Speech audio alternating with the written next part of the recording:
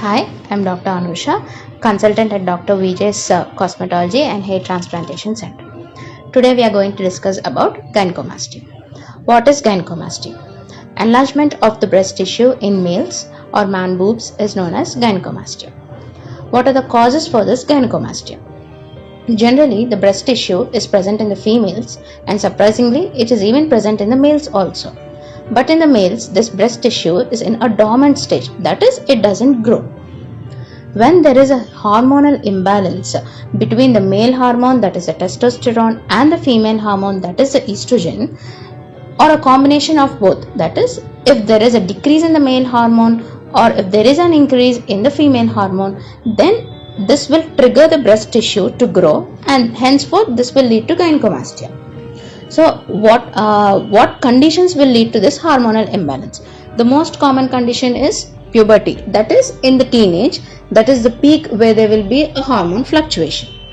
And certain diseases can also lead to this hormonal imbalance, and even certain medications or drugs, and most commonly steroids, also will lead to this hormonal imbalance.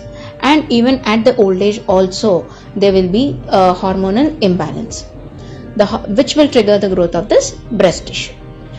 Though this hormonal imbalance can be corrected or itself can get corrected, but the breast tissue which is once grown, it cannot be decreased. It only has to be removed. So what are the types of gynecomastia? Types or the grades of gynecomastia? Grade 1, Grade 2, Grade 3 and Grade 4. Grade 1 is very mild type of gynecomastia where there is only little puffiness around the nipple and the chest is almost flat.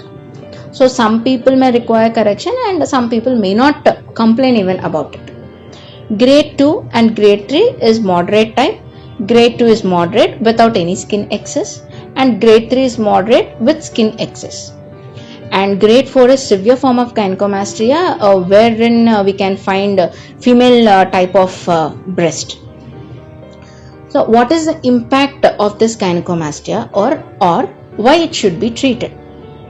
Because of this breast tissue, or else because of this female pattern of breast in a male, generally they will have this, it will affect them psychologically, wherein wherein they will have a social stigma. They are made fun of and they can't go out bare chested. They feel uncomfortable if they wear t-shirts, and they will have a social inhibition. So psychologically, and some people may go into depression also, especially the young males where they are made fun of, they will go into depression. So it needs to be treated. So what is the treatment that is available? The only treatment that is available is surgery. It cannot be treated by means of any medications. It can be treated only by means of surgery. So what is the surgery that can be performed? Depending on the grades, this can be done. One is a liposuction. For example, if there is a grade 1 gynecomastia where there is only puffiness around the nipple, only liposuction is enough, where by means of liposuction only the gland also can be removed, and it can be performed under local anesthesia. For severe and high grades like Grade 3 and Grade 4, it should be done under general anesthesia, and the procedure that is done is liposuction combined with gland excision. So how is this done? Liposuction, a small incision is given in the axillary region and a cannula is introduced into the chest, wherein the fat that is present around the chest area, it is liquefied and it is sucked out. The liquefied, whatever fat which is liquefied, it is sucked out by means of the cannula. Then a periareolar incision is given, that is the incision is given in the nipple area and the gland is excised. Now post procedure care. Now this procedure is completed within 45 minutes to 1 hour depending upon the degree of gynecomastia or the grade of gynecomastia. Now post operative care, what care should be taken? Generally we advise the patient to wear a compression garment or a vest is given.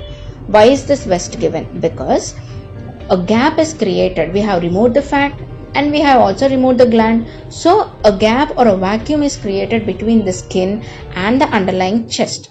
So in order to obliterate this gap and in order to prevent the sagginess of the skin, we have to keep it attached, or we have to keep it tightly attached to the chest. So this can be achieved by wearing a compression garment or the vest. And this compression garment, it should be worn 24/7 for a period of 1 month. Only at bath, during times of bath, it can be removed. Otherwise 24/7 it should be worn for a period of 1 month, and thereafter for 12 hours it can be worn.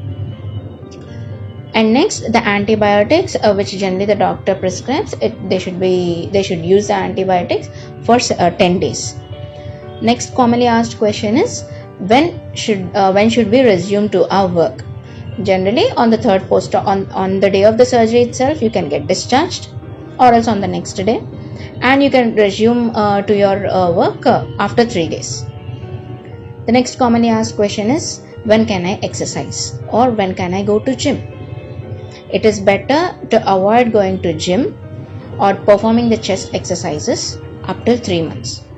You can go for walking or you can go for running after 1 month, but avoid doing chest exercises, push-ups, lifting heavy weights.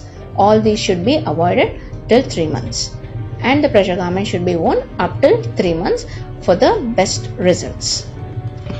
Thank you.